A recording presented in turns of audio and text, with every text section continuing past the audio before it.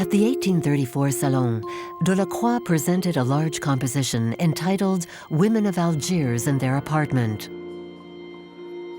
What did the visitors of the Salon discover?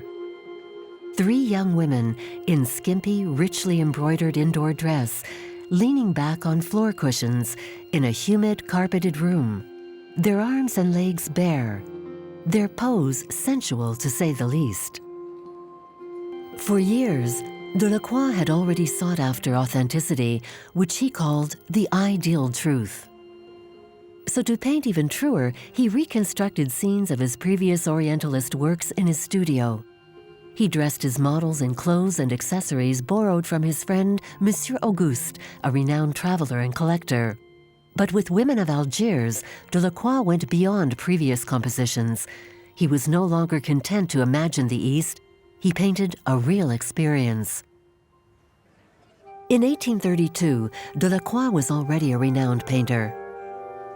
His sedentary and solitary life, in which he was totally dedicated to his art, was suddenly overturned when he was given the opportunity to join a diplomatic mission to the Sultan of Morocco in order to convince him to stop supporting rebels who were impeding the French conquest of Algeria.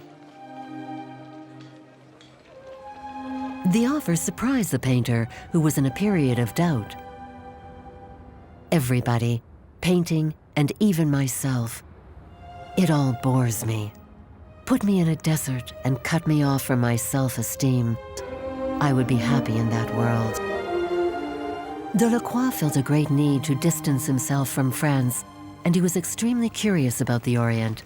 The artist dreamed of this virgin Algeria calling for new blood.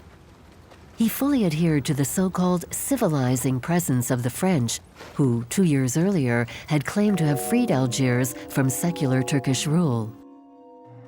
Eugène Delacroix's wonderment is not faked. He was the first painter to actually enter a harem. Even though his Orientalist prejudices prevented him from fully grasping the otherness before his eyes, his vision nonetheless allowed the viewer the time to enter a new world. He introduced reciprocity and went beyond the stereotypes which until then presented an Orient that families could enjoy from afar. Women of Algiers and Their Apartment, like all of Delacroix's paintings, swings between the imaginary and the real, between the observation of life and the impulses of the soul.